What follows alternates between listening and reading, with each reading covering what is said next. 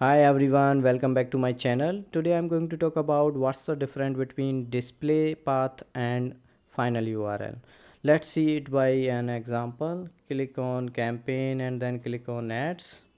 Let's create a ad, responsive search ad, select campaign and ad group, and here you can find final URL and display URL. So final URL means where you want to land your users, and display path means what you want to show here in the snippet. So here I can add suppose services or Google ads. Suppose I want to show this here. So if you see this, you can see it here in the snippet in the URL section.